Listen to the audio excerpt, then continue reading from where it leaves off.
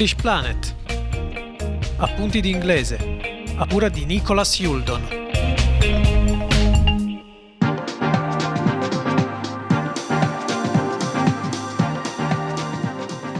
Good evening and welcome back to English Planet, webcasting on Radio Dreamland from the north of Italy.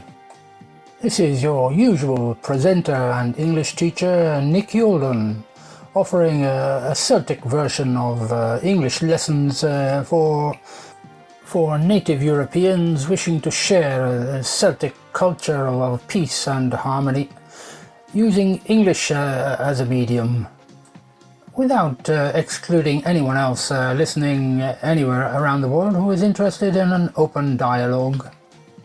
I remember when I was just a young whippersnapper. That means, that's an unusual synonym for a young boy at school. I remember my Latin master was a very strange old man who enjoyed playing memory games during his lessons, explaining that memory games were important for learning Latin. For me, it made the Latin lessons go a lot quicker on a hot summer afternoon. So this evening, in this lesson, instead of giving you grammatical concepts and difficult grammatical rules to study, I'll tell you a little story and we can play a sort of game. Now I'm going to tell you a funny story, a funny English story, to see if you can understand a short story and understand ironic English humor. The story is about a parrot and a magician. A parrot is a bird. You can look this up in a dictionary if you want. And a magician, in this case, is the equivalent of an illusionist. A person who plays illusion tricks for public. Now, I advise people that in the original form, in majoritarian society, this story was always related as a story about a magician and a parrot, where the magician, being human, was more important and more intelligent than the parrot. For my purposes, living in an eco-spiritual, non-anthropocentric world, I have reversed the roles. The parrot is the important player and the magician is the assistant. I think the story is actually better like that anyway.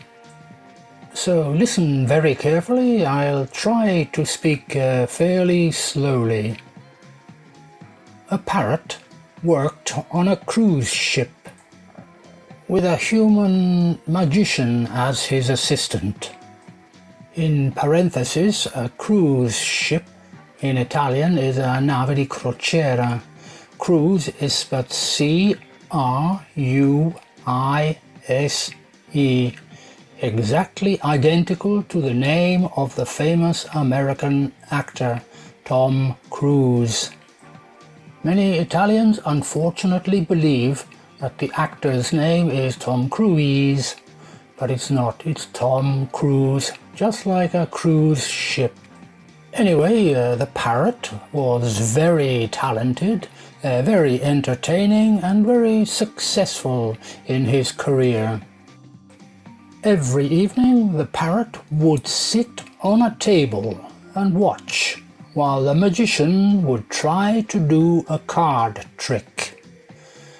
The magician would show 3 cards, an ace, a king and a queen, to the spectators, holding the cards in his hand. Then he would mix the cards and show them again to the spectators. The magician would repeat this 2 or 3 times, so the spectators could confirm the cards were always the same. Our friend the parrot would watch in silence and do nothing.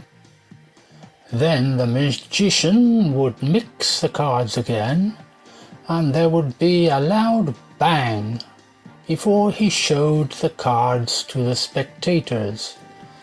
But now there would be a king, a queen, and a jack, and no ace. Where was the ace? The spectators would wait in suspense. Then suddenly the parrot would speak and say, "It's up his sleeve." Remember that parrots are capable of speaking. Remember that sleeve is manica in Italian. The magician would pretend to be angry, and the spectators would all laugh, because the parrot was more clever than the magician. In parenthesis, for Italian vocabulary, I use the word pretend. The magician would pretend to be angry.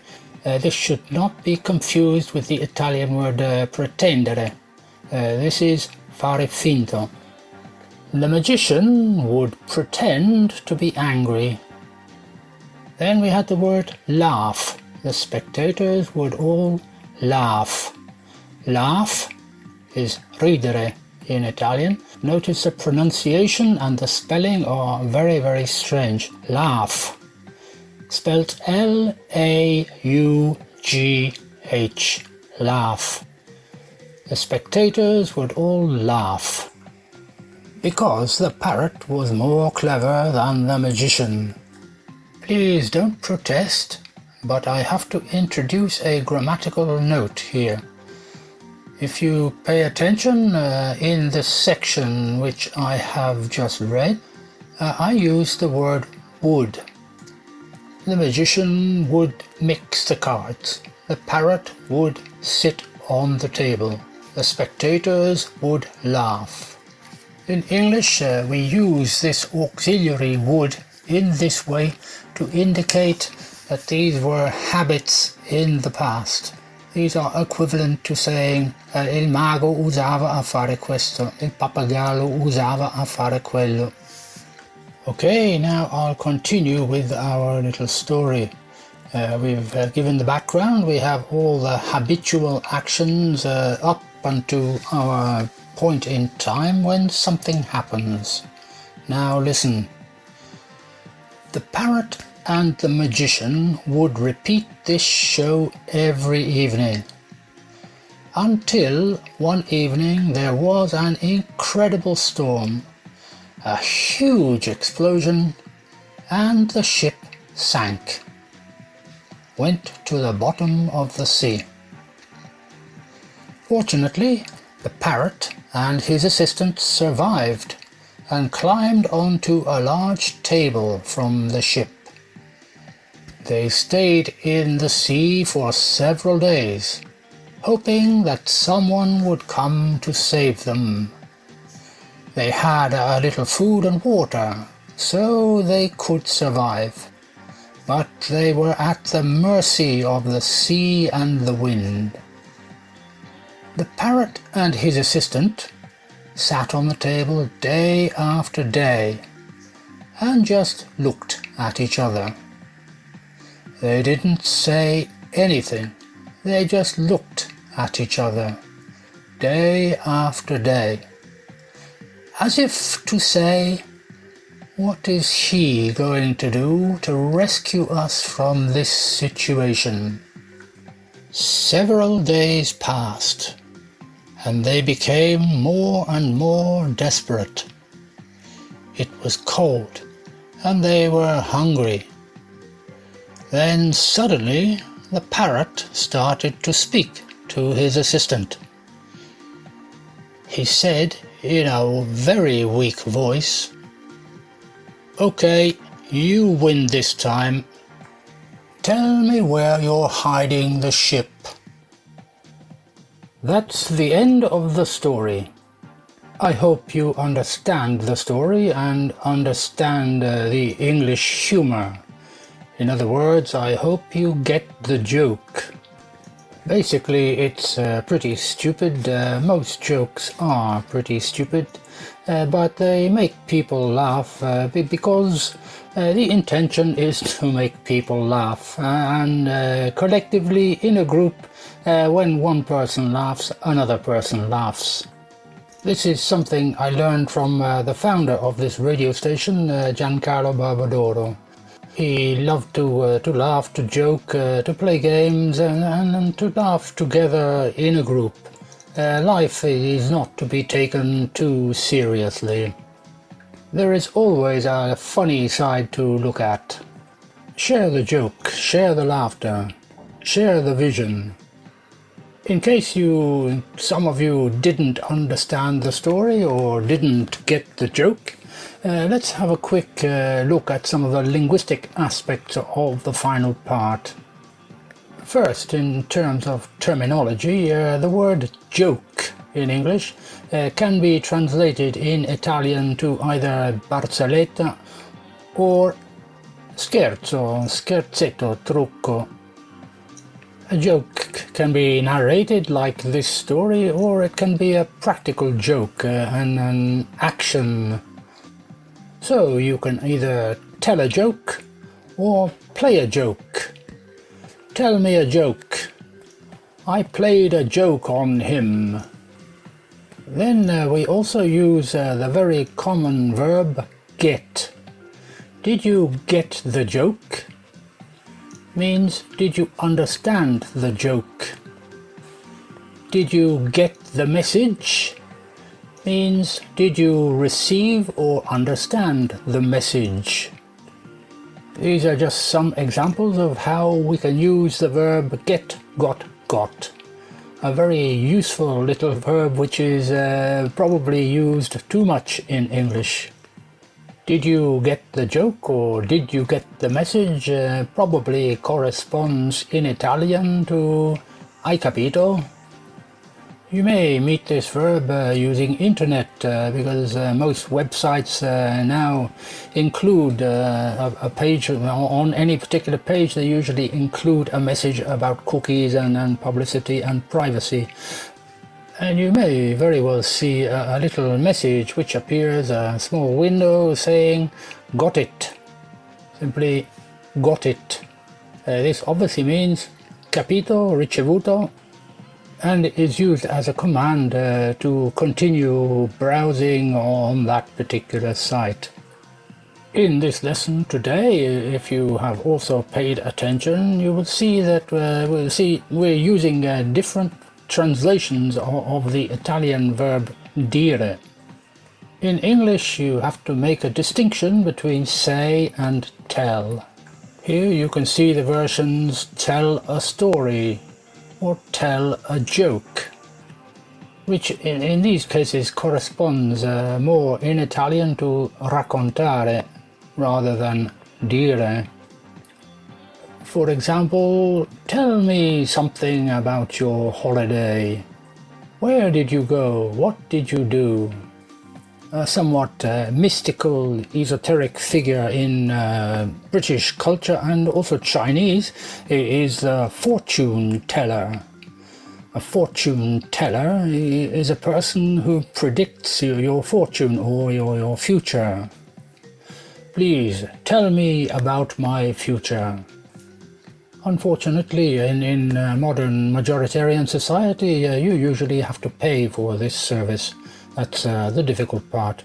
Cross my palm with silver and I will tell you your future. On the other hand, dire usually translates into say when we are actually quoting speech or quoting actual words. The parrot said, "Okay, you win." "I'm sorry, I didn't hear you. What did you say?" One final linguistic point is a new irregular verb, possibly, at the end of the story. Where are you hiding the ship? Hide, hid, hidden. Nascondere in Italian. Where are you hiding the ship? Right now we have to make a very short break for advertising and important announcements. In the meantime, you can try to stop laughing at my stupid joke, and we'll be back right away. Please stay tuned.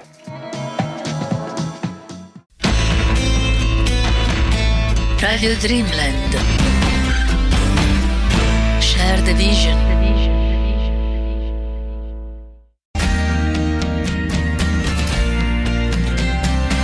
Radio Dreamland, la voce dell'ecospiritualità. Seguiteci su Facebook, Instagram, Twitter e YouTube per essere aggiornati su tutte le nostre novità. www.radiodreamland.it.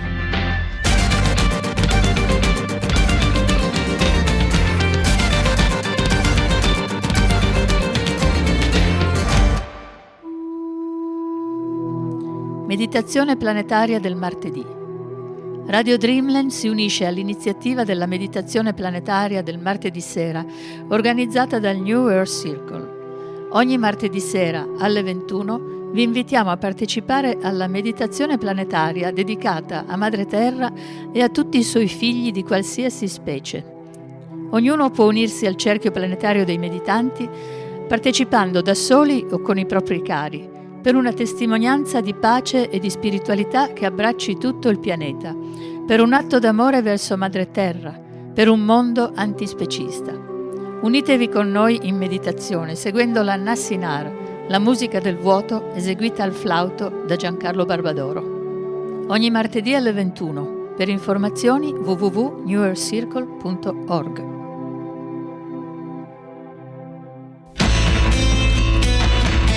Radio Dreamland. Share the vision.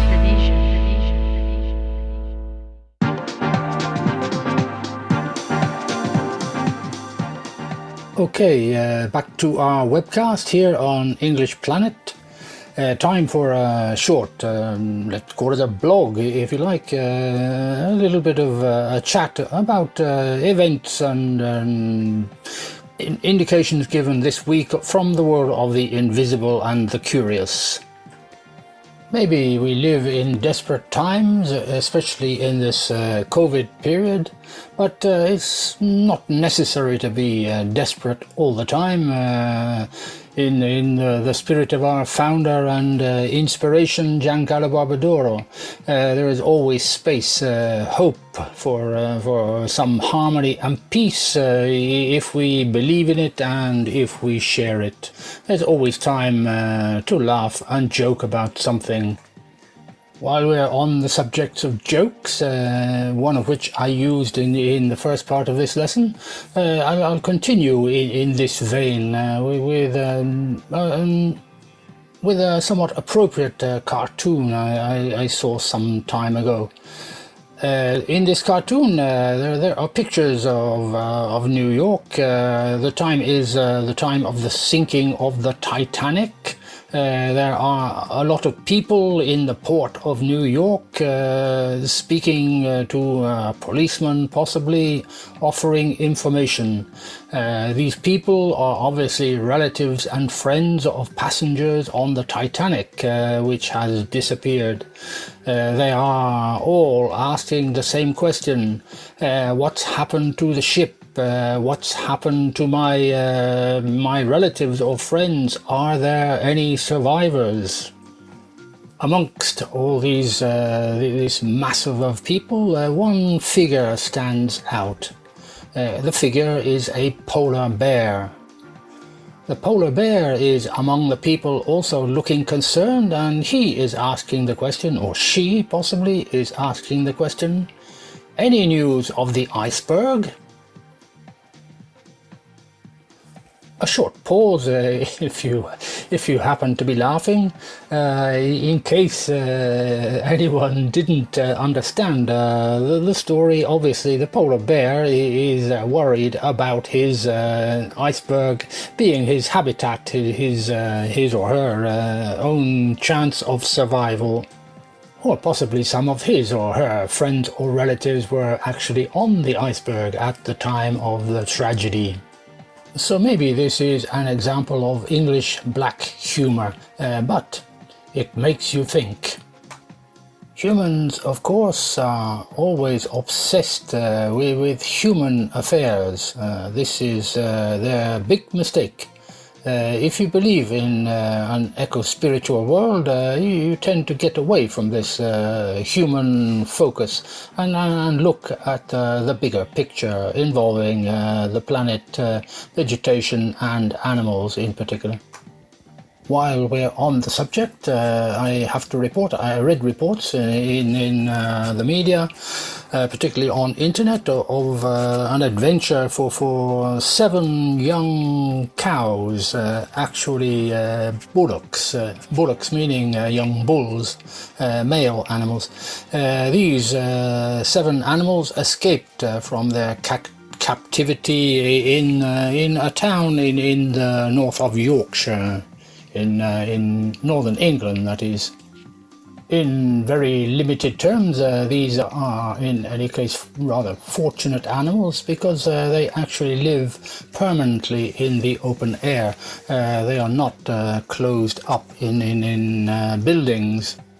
They at least live outside and can move around and eat the grass with no chains or ropes attached to them.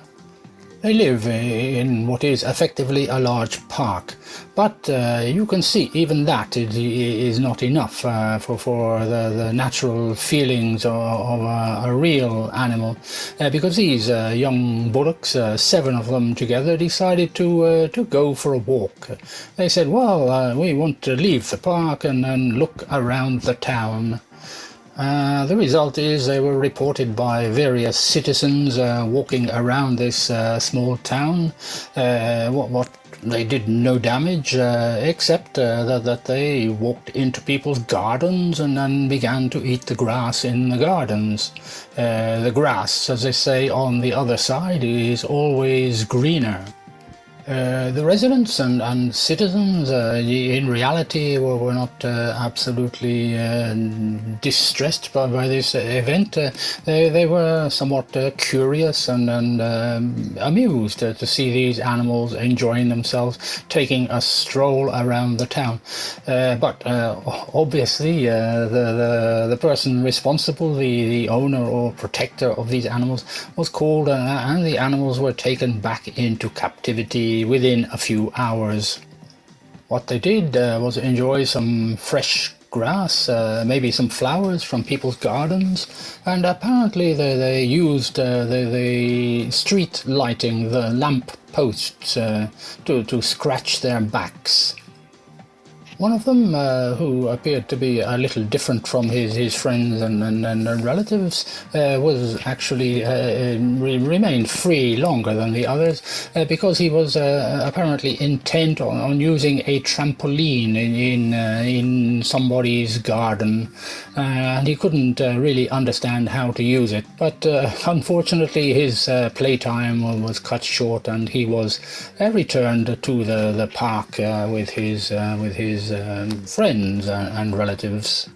The person who looks after these animals, a certain Mr. Alan English, unusual name, said, "Until the bullocks settle down, they tend to ramble about. They are like little kids. There are about 300 animals in the park, and the younger ones are known for escaping once or twice a season, occasionally making their way into the town. The residents don't mind, as long as they don't do any damage." So, as usual in our human-dominated world, Mr. English appreciates the fact that animals can have sentiments, have personalities, have feelings, and are just like children. But at the end of the day, these are still animals used for making money, and they will never be free. Except possibly for short intervals like this, where their pleas for freedom are eventually ignored. Continuing on the same subject, we still have Wally the Walrus, who I spoke about last week. He is in limited a sort of freedom because he's left his companions and family in the Arctic, and he's enjoying a little holiday off the coast of Cornwall. Last week people were saying they were quite happy to see him around, but it seems that this week they're a little less happy.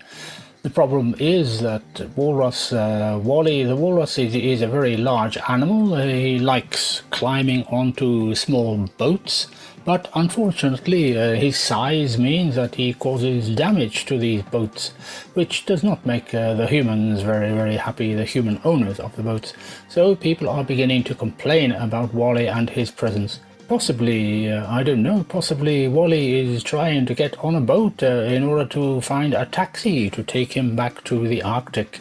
Perhaps someone could do that, and maybe it would resolve the situation for everybody. Except for Wally, of course, if in fact he is simply enjoying an extended holiday off the west coast of England and doesn't actually want to go home at the moment. These two stories together form part of a current issue or topic involving life on this planet, where it seems that despite oppression, if you like, domination by humanity on the planet, animals are fighting back and asking for space to live together with us. We need to pay more attention to what they are saying. Changing the subject a little, but still in the world of mystery, history and the unusual, this week I've seen more than one report about skeletons. Skeletons in the cupboard, let's say. Let's say that in the cupboard because frequently skeletons are sort of part of a historical cover-up which is attempting not to reveal our true history, the history of mankind, the history of this planet. One story of skeletons involves a lake, a mysterious lake in the north of India, high up in the Himalaya mountains, approximately the altitude of 5,000 to 6,000 meters, where there is a glacial lake. This glacial lake is obviously a very beautiful place, surrounded by the mountains, surrounded by peace and tranquility, and it lives its existence without great human visitation. The name of the lake is Rupkund. You can refer to it by Googling it and finding out about the Indian Mystery Lake. I don't know if there are websites in Italian, but there certainly are in English. The mystery involving this lake is the fact that there are a large number, approximately 600 to 800 skeletons found in this lake. Since this is theoretically a place which is difficult for humans to visit, the question is, why are there so many skeletons? Why do so many people die in this place? Or how do they finish up in this particular place? That's what our scientists and anthropologists and various specialists have been trying to understand for a long time, because I think this lake has been known about, the phenomenon has been known about for about 60 years. There are different theories available about the skeletons. One, for example, would be a unit of soldiers, military soldiers from China who were attempting to invade India. But it's a bit surprising that they all died in the same place at the same moment. Another possibility is that there was a civilization there which was hit by a storm, a hailstorm, hail being those pieces of ice which fall to the ground instead of rain. Apparently the group of settlers, residents were all killed immediately by this terrible storm. But scientific research negates these possible theories because the skeletons have been analyzed and proven to be from diverse groups of DNA, for example. Some of the skeletons resulting probably from people who were of European ancestry, European descendants. Likewise, some of the skeletons are thousands of years old. So the questions are, how did so many people come to be in this place? And how did European people come to be in this place? And why did they die in this place? The answers have yet to be found. One interesting line of thought is that the area, the lake and the surrounding mountains was a sacred area for populations living in this area of the Himalayas, although probably there was no large population that has ever actually lived there, at least not in the immediate proximity of the lake. Skeletons have also been in the news again on the west coast of Wales. Pembroke is the area known as. This is a place which I have mentioned in previous lessons, previous programs, involving a population possibly which is no longer in existence, or a population of originally native British people who possibly may have moved Stonehenge from this place on the coast of Wales to its current location. This would be a substantial and advanced civilization which has now become invisible to history in modern times. The story is that hundreds of skeletons have been found buried in sand dunes, very well preserved because of the fact that they were buried in sand. Which means that modern scientists and researchers have an excellent possibility of studying these skeletons and understanding better the history of the people who lived in that area thousands of years ago. In other words, a possibility to make a positive contribution to understanding better our ancient civilization, our roots and our traditions. In particular mine, since I am British, and these would be British Celtic cousins of mine, and possibly even ancestors of my mother, whose original family name was a name coming from that area of Britain, that area of Wales. So I'm curious to hear developments along this line of thinking, this line of research. I have another story to tell you about this evening, but unfortunately time has defeated me. Obviously I'm too long-winded, as they say in English. But don't worry, it's a beautiful story, so I'll keep it for the next lesson. But that's it for this evening's English lessons. You can go off now and study mathematics or quantum physics, or watch television or play a video game. In any case, whatever, I wish you a very enjoyable evening. Stay tuned to Radio Dreamland all the time, and we'll be back with English Planet next week. So remember to share the vision in the meantime. Good evening, everybody.